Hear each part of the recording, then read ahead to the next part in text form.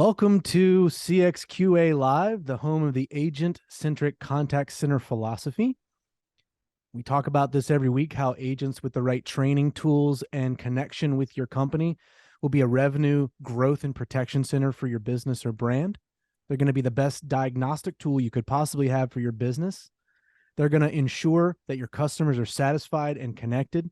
They're going to produce more and better work, and they're going to want to stay and contribute to the long-term success of your company. Now, today we have joining us for the first time on the show, Stacy Sherman of Doing CX Right, easily one of the most impactful CX podcasts around, by the way. So if you haven't checked out Doing CX Right, shame on you. You're behind.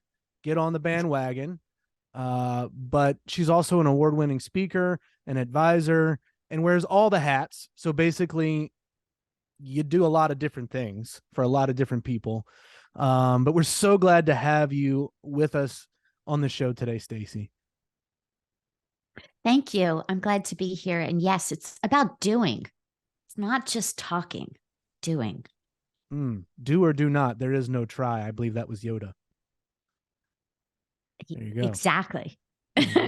So, Stacy, a while back, you co-authored the Customer Experience book with several other CX thought leaders. And I wanted to focus our time today on something that you contributed to the book, and that is the relationship between engaged agents and brand differentiation, right? And so I think everybody will acknowledge that having disengaged employees is bad for CX.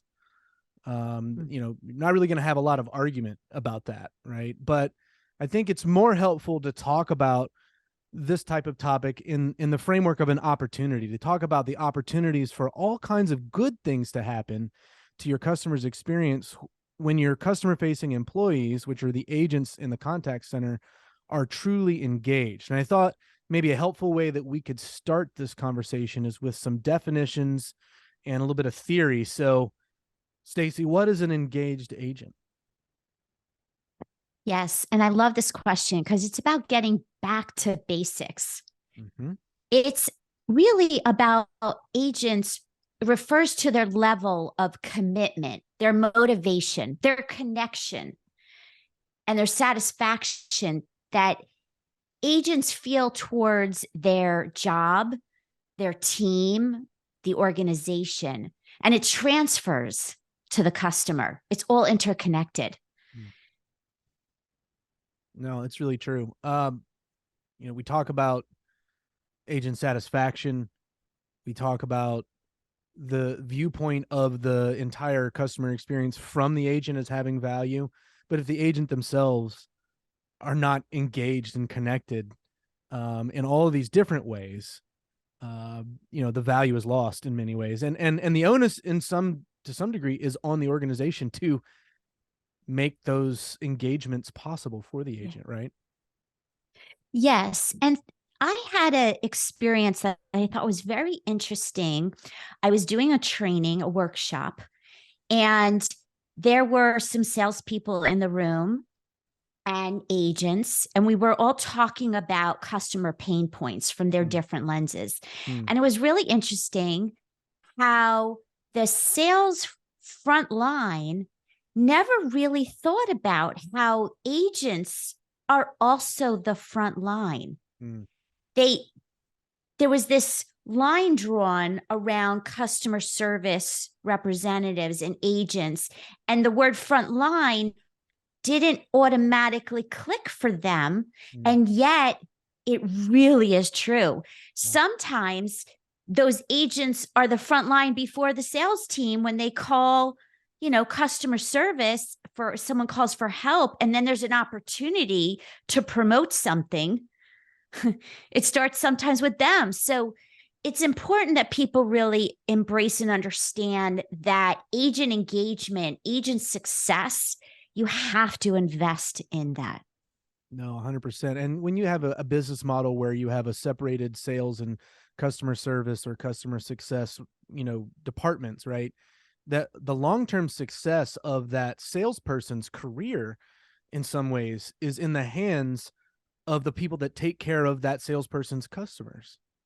And so Yes. it always baffles me. I've got some sales responsibilities and experience myself, how minimal the viewpoint is for a lot of salespeople about the full customer journey and customer experience, and how they don't recognize the value of all those who are helping to make that customer journey and experience something that's going to keep that customer around, right? And so that is an interesting perspective, that I think we Yeah. need to, as organizations, always be putting forth, that anybody that's engaging with the customer directly is frontline, and their engagement in general matters.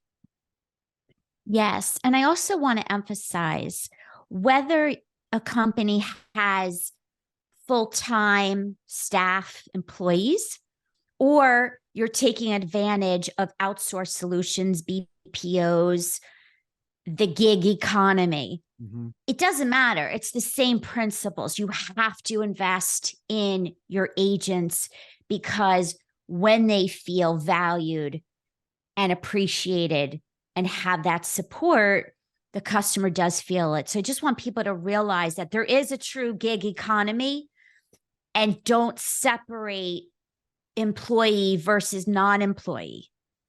No, It's the same principle. I want to stop here for a second and just camp out for a minute, because I think this is something that a lot of organizations don't understand.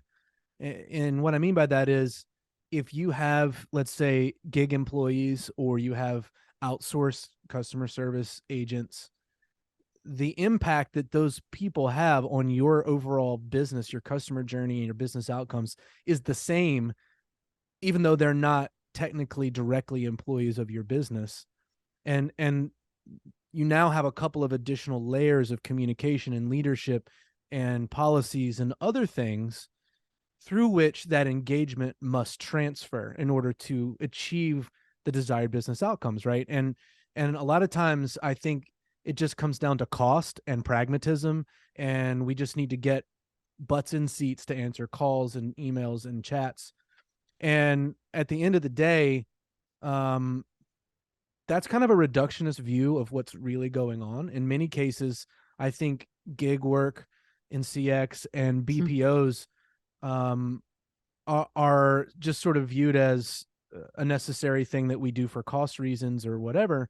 But those organizations that host gig work, or that are BPOs, and they're actually the ones directly managing the customer facing employee, there are some out there that do an exceptional job of cultivating that kind of engagement with the brand that's being represented, and therefore with the customer. And I think those are stories that would be good to highlight. I would love to highlight some of those. We've had a couple of very unique BPOs, leaders on our show. I think of Martin Anderson with Lemon over in the UK, and Wayward Curtis with Support You here in the States. And this is something that they focus on in their whole cultural and mission, vision, values aspects of their BPO business. Um, but it's an extra challenge, right, for the actual brand being represented, to make sure that the gig work and the BPO that are involved in their customers' experience are engaging with the same dynamics, and caring about how engaged the agents are. I know we camped out there for a minute, but I just think that's a unique dynamic. There are not a lot of businesses where you have so much outsourced customer facing employee base, and it's just a challenge to be aware of, to make sure that engagement's still happening. I believe this is absolutely a workforce trend. I believe gig CX, for lack of a better word, is growing in popularity. Mm-hmm. And I believe that the BPOs, those brands, they differentiate through talent. And that talent, call them agents, call them chief experience officers, call them anything you want, call them people, all right, human beings that are coexisting with the artificial intelligence robots. And that's a whole nother day, a whole nother topic. At the end of the day, it's people. And so whether they're the people that are 1099, or they're people that are on your payroll directly as employees, you have to do the agent experience right. And those are the ones that win the wallets of those enterprise or any company. It's just a fact. I agree with you. And the trend is that that's becoming more apparent in the industry at large. And so more companies are, kind of following that model in how they set up their gig CX or outsource labor, and paying more attention to the agent experience. And that's a good thing. That's something that we as an industry should be celebrating and highlighting and talking about. Yeah. And by the way, the differences between the best companies and the ones that are mediocre have a dedicated team to agent experience. It's not a just one person that checks boxes. It's a real dedicated team, different from employee experiences. Yeah. And different from your customer facing organizations. So it's intentional. There's a real investment. And those are the difference between what I call doing agent experience right versus mediocre. So I think that's a whole show topic, is the idea of a separate agent experience role within a contact center, because I think there's a lot of implications there, right? You're talking about a space on the P&L dedicated to actually advancing and cultivating the kind of agent experience that brings about the desired business outcomes. And to achieve that level of recognition within a business, that something matters that much, is a sign of a larger trend, something that other businesses that aren't doing that could learn from. So maybe our second episode together will be on that topic, right? This happens all the time with show guests. We're in the middle of a show and we come up with new show topics for the next time. But moving on just a little bit here, wonder if you could break down for us some very practical ways that CX organizations could build a culture where agent engagement is the norm. You just dropped one, right? Like dedicated people who look after, cultivate, make corrections, report back on the agent experience. But I think you have a few more nuggets you'd like to share on this. Right. Because we are talking about doing, not just thinking about. I'm tempted to do my Yoda voice so bad right now, but we're not going to do that. Please continue. We got to keep it real. Keep it real. All right, tools. You've got to give your agents the right tools. I'm going to be brand agnostic right now, and help them save time. Make it easy, the level of effort for the agents, so that they can really listen instead of worry about those administrative tasks. So that's absolutely necessary. Also, brands that are purpose-driven drive a culture of meaningful work. There's a study I just read by Accenture that 72% of consumers, thousands of consumers, were asked about how important purpose-driven brands are around the environment, about social issues, about purpose and meaning. And they are willing to pay a premium for brands that are driven by purpose and talk about purpose even more than profit. And the same goes true for your employees and your agents. When they feel that they're associated to a purpose brand, they deliver more, they go up and beyond. So that's another important thing, is have a purpose, define it, and create activities around it so that people feel it and deliver it. That's really good. Kudos, encouragement, recognition. We're human. We love it. We need it. The difference is some people want it privately, and some people want it just give me, send me, pick up the phone, just call me, right? They want just private. Others want it all over social media. Give me that kudos. You have to know your agents and what matters to them. And so, but do something. And a lot of times, if you do surveys in your company, so many times a customer will mention an agent and an employee by name. Mm-hmm. And so that's an opportunity to go take that and celebrate it, make some noise, because then whatever that good behavior was, they're going to do it again. Mm-hmm. And then when an agent is mentioned in a survey or any feedback mechanism that there was disappointment, what a beautiful way to coach. Yeah. So kudos, coaching, spotlighting what great looks like peer to peer. And my last thing I'll say, because there's so many, is the voice of agent, just like the voice of employees, just like the voice of your customer. You have to ask your agents for their views, especially as the front line, as you're making business decisions, as you're creating strategies, include them in the process. That can be your game changer. No, absolutely. And we've talked about VOA as a hashtag here on the show a few times, because it's something that um in some organizations is just not a seat at the table for the agent when it comes to making decisions, when it comes to understanding, because the agent is simply viewed as another piece in the machinery of customer experience. Whereas in reality, these are the people that know your customers the best. These are the people Yeah. that understand what's broken in your business the best. We talk about that, in our, contact center philosophy, the agent centric contact center philosophy, the diagnostic tool of a human who thinks critically, that talks to your customers all day, and understands the pain points that your existing customers have with your brand better than anybody. And they also have a view of the systems that they're being asked to use, and the training that they've been given, and the overall policies, even the product and service itself that is being sold to the customer.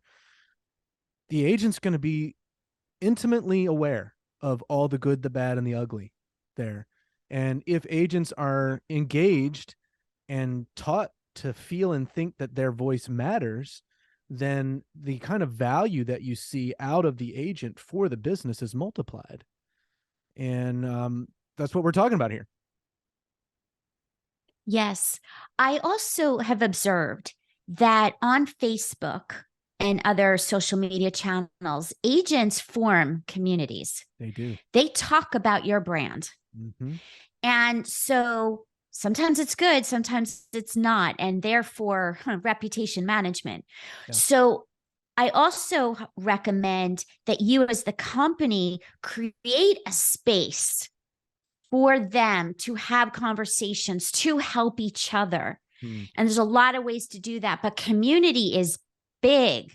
And if you don't take the initiative to create it for them, they do it for themselves. And that can be destructive if you don't do it right. It's so true. I mean, I'm in 4 or 5 different agent groups on Facebook, mostly just to learn. And a number of very interesting topics, just constantly circulating. And obviously the dynamic that you spoke of, which is people saying, what is it like to work for this brand in CX as an agent? And it's amazing. You see people flocking to answer that question, either to say they're great, they're wonderful, we would love to have you join the team, or don't go anywhere near that brand. I used to work for them as an agent, and whatever. Even seeing different contact center software being spoken about by agents. And Yes. those groups are really a gold mine of getting to understand the viewpoint of the agent. We have a show topic coming up at some point this year, centered on a topic that comes out of one of those groups, where multiple people responded to a post where somebody said, I just had a customer threaten to harm themselves because they can't pay their bill, and we have no training for this. We don't have any way of knowing how to respond to this customer. Do we call the police? We don't know what to say or do. And then 35 other people come under that commenting saying, yes, this happens at our organization as well, and we also have no training, no procedure, no policy. And that's an example of that community that forms around agents who are seeking that. Whereas your suggestion is brilliant, that a company creating a community for its own agents provides another layer of connectivity to the brand to show, hey, we know that you guys need this, but also it's a chance for leaders in the company to be a part of that community with the agents. And a lot of good things could come from that. Yes. And going back to voice of agent, where a lot of companies fail Mhm. is that they have data silos. Mm. So, in other words, they have feedback in communities that agents and customers they create on social channels. Mhm. There's surveys, there's chat, there's all different mechanisms to get agent feedback. But what happens in companies is because there's company silos, department silos, the data also is not used and aggregated to prioritize and make better business decisions. So I am passionate about breaking silos, human silos, data silos, so that you can actually elevate your experiences for all the stakeholders. And not enough companies are doing that. That's really, really good insight. Yet another topic we could spend a whole show on. Right. Yes, we Um, can. I'm realizing we have 8 minutes left and a couple more things we want to cover together today. So, what are the CX and business outcomes that come about when agents are engaged? Everything. All the It's things. it's everything. They stay loyal. You don't have to worry about retraining, the costs of retraining and certifying them and bad press and them going to the Better Business Bureau and fighting that and the time and cost to do that. You get customer loyalty because when someone has a good experience, if you think about the customer journey and you got to map out that journey, how they learn, buy, get, use, customer service, that support. If everything in the journey is fabulous, but the customer service experience is awful, they will leave. Mm. So that customer loyalty, that desire to return is all impacted by that engaged agent. And they also have to be empowered to take care of the customer. Mm. They're more productive. They go up and beyond. And when an agent or any human being, any employee, any staff member, when you love what you do and enjoy it, it doesn't feel like work. And therefore, you naturally deliver on that promise. And so, investing in agent success is essential. And I want to highlight one more tip because I think this is a very problematic challenge that's in control. It's in our control, it's leaders' control. And that is, if you think about customer service agents that are supporting callers or chatters or whatever channel it is, a lot of times these agents don't have the support customer service for them as Mm. agents. Mm. They don't have the ability, like you said before, they don't know how to answer something. And nobody's given them either the training or the article or the reference, or they have their own ticket because they have technology issues. So providing customer service for your agents is just as important to them being able to deliver to that end customer. So all of that provides better outcomes and helps that agent be engaged and deliver. That's really powerful. So a couple things I want to pull out there. When you start talking about the turnover and agent retention issue, we're in a time where most organizations are looking to manage costs, cut costs even, and they're looking at, what are things we can cut to, make sure that we remain profitable. Most CX organizations have accepted a certain level of agent turnover because it is often a role that is viewed as a stepping stone. So, a challenge that I have for the industry, that it's not really my challenge, it's something that is happening. But I would say for those of you that might be viewing this content, maybe you're not aware of it, but or maybe you've heard rumblings about it, but there is a movement of trying to retain agents, trying to put them in the mindset of a career as an agent, trying to increase their value to the company rather than just accepting that we're going to replace 25% annually, right? And so one major cost that can be addressed with better engagement is the cost of retraining and replacing agents. And it can make a huge difference in cost cutting times. And at the same time, it's going to increase not only top line revenue because you're not losing customers as much, but it's going to reduce the drag on the profitability of the business by not having that cost. Yes. And I also want to remind people that going back to the gig economy, if you help agents who set up their own business and they're part of a BPO, you have an opportunity to change lives.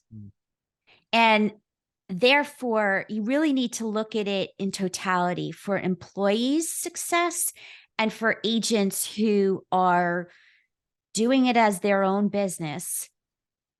That BPO model, you have to treat it the same. You impact lives. That's And really so good stuff. take it seriously. That's really good stuff. I mean, look, in our conversations that we have, Stacy, in general, about life and about CX and about, the economy and about work and about business, there's this sense that meaning matters, right? And you talked about this earlier, in the show today, and Jacob even made a comment that purpose is more important than profit, and I would say yes, purpose is more important than profit, but also purpose, when added to a good business model, will drive profit. And I think the connecting point there is what you just shared, and that is that when people do what they love and they love what they do because what they do matters and they know that they're making a positive impact for themselves and for their customers, and then businesses that hire businesses to carry out CX, if that whole chain of meaning translates all the way through to the people that are talking to the customers, then everybody involved, including the customer, is going to have a sense of positive connection to the entire process, right?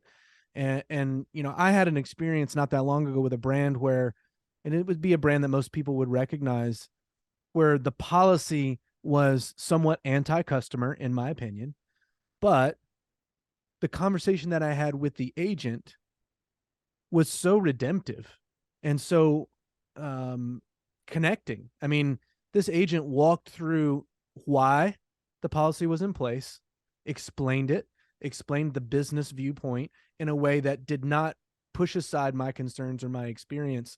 And you could tell that they believed that it was the right policy for the business, but also understood why it would be hard for me as a customer. And that was exceptional customer service, right? They had a hard task of explaining a policy a customer's probably not going to like. But there was obvious engagement with the brand, with that employee, with that agent, that sort of characterized a lot of things that we've been talking about here today. And I know we probably all had good experiences. So we're running close on time. I would love for you to have the last word before we sign off, Stacy. Oh, so much to say, not enough time. But I think the number one word that you said earlier and we're talking about here is around humanizing business and connections. And when you lead with purpose and you are intentional about breaking silos and building more of those connections with your customer, with your employees, with your agents, everybody wins. And it's in our control. And so make it intentional, be proactive, and apply what works. Well said. On that note, everybody have a great Tuesday. Let's go make a difference where we are. Thanks for being with us, Stacy. Thank you. Bye, guys.